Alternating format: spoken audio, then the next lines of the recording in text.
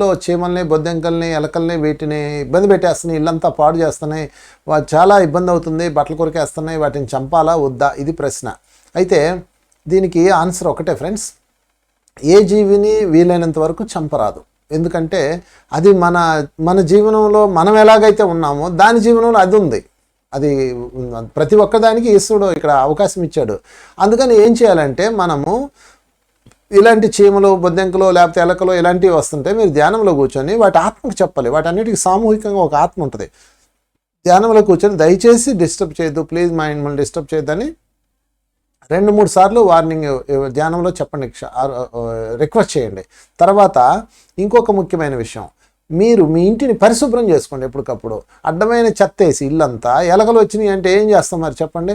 First అసలు ఎక్కడి నుంచి వస్తున్నాయి అవి క్లీన్ చేసుకోండి. బొద్దింకలు ఎక్కడి నుంచి వస్తున్నాయి శుభ్రం చేసుకోండి. అంతా నీట్గా క్లీన్ చేసుకొని దాన్ని డర్టీ లేకుండా ఉంటే అవి రావు. ఒకవేళ ఏమన్నా చీమలు వచ్చినాయి అనుకోండి, వాటిని ఒక్కసారి దులపండి. మీరు గుర్తుపెట్టుకోండి, చీమలు పట్టినాయి అనుకోండి, మీరు జస్ట్ ఇలా కదిలించి దులిపితే ఖచ్చితంగా 5 నిమిషాలు వెళ్ళి చూడండి ఒక చీమ ఉండదు. అవి చాలా రెస్పెక్ట్గా ఉంటాయి.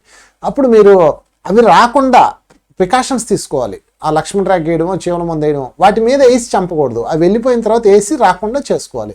చెదలు పడుతున్నాయి, అప్పుడు మీరు ఏం చేస్తారు?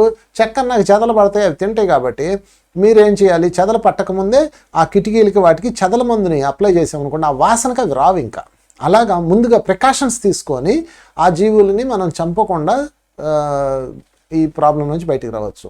ఇక ఎలుకలు అలాంటివి అయితే ధ్యానంలో కూర్చొని చెప్పండి. ఇంట్లో ముందు ఎలుకలు రాకుండా మెష్లు అవి బిగించుకొని మీ జాగ్రత్తలో మీరు ఉండండి.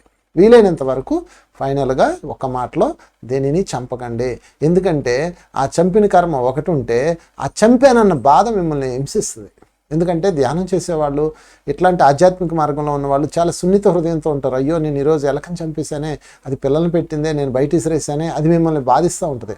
అది మీ హృదయంలో నెగిటివ్ షాడోస్గా మారిపోయి మీ ఆత్మని సంకుచిత్వంలోకి లాగేస్తాయి, నెగిటివ్ ఎనర్జీస్ అవుతాయి. అందుకని చంపకండి, లవ్ చేయండి.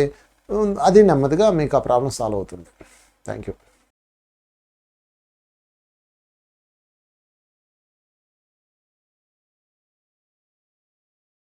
మీరు ఇది అర్థం చేసుకోవాలంటే ఏమీ లేదు, వెరీ సింపుల్.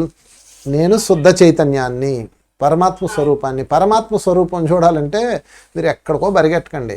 మీ ఇంటికి వచ్చిన గజ్జి కుక్కే పరమాత్మ స్వరూపం. మీ ముందు ఉన్న ఆ తిడుతున్న వాడే పరమాత్మ స్వరూపం. మీకు వచ్చిన ఆ రోగమే పరమాత్మ స్వరూపం. సమస్తం పరమాత్మ స్వరూపమే. సృష్టి మొత్తం, అండాండం, పిండాండం, బ్రహ్మాండం అంతా పరమాత్మ స్వరూపమే. ఓకే, మీరు బాబాజీ తెలుసా? ఆదిరాం బాబాజీ. ఆయన ఏం చేశారంటే, ఆదిరాం బాబాజీ వెంకటేశ్వర స్వామి దర్శనం అవ్వాలని ధ్యానంలో కూర్చున్నాడు. ఒక చిన్న బాలుడు రూపంలో వచ్చాడు. వాడిని తిట్టి పంపించేస్తాడు. వాళ్ళ గురువుగారితో చెప్తాడు, వెళ్ళి వాళ్ళ బాలుడు వచ్చాడని అంటే, ఒరే బాబు అతనేరా బాబు, స్వామి శ్రీమన్నారాయణ స్వయంగా బాలుడు రూపంలో వచ్చాడు, నువ్వు రావద్దని తిట్టేసావు అంటాడు. అయ్యో ఎంత పని అయిపోయింది అంటాడు. అని తిరుపతి వెళ్తాడు. తిరుపతి వెళ్తే అక్కడ ఆ బాలుడి కోసం చూస్తే కనిపిస్తాడు. వెంకటేశ వెంకటేశ గోవిందా అని వెంటబడతాడు. అతను ఆ తిరుమల క్షేత్రంలోకి వెళ్ళిపోయి మాయమైపోతాడు. నాకు వచ్చిన దాకా వెళ్ళేది లేదని అక్కడే కూర్చుంటాడు. ఈసారి ఆ విలన్స్ రూపంలో వస్తాడు. విలన్స్ వచ్చి బాతున్నప్పుడు అయినా కథలను అంటాడు. అప్పుడు ఏనుగు వచ్చి అతన్ని కాపాడుతుంది అనమాట. ఈ ఏనుగును చూడడం, ఆ బాలుడే కావాలని అటే చూస్తుంటాడు. అంటే ఏంటి? ఈసారి ఏ రూపంలో వచ్చాడు? ఏనుగు రూపంలో వచ్చాడు. చూసారా? కనుక పరమాత్మ స్వరూపాన్ని పట్టుకోవాలంటే సినిమాల్లో చూపించినట్టుగా అదేదో పెద్ద కాంతి, 1000 తలలు, 1,00,000 కాంతులు, కళ్ళు, సూర్యుడు, చంద్రుడు, ఈ అన్ని కథలో వివరణలో పరమాత్మ స్వరూపం అంటే గుర్తుపెట్టుకోమ్మా, నీ ముందు ఏదైతే ఉందో నీతో సహా అంతా పరమాత్మ స్వరూపమే. Thank you.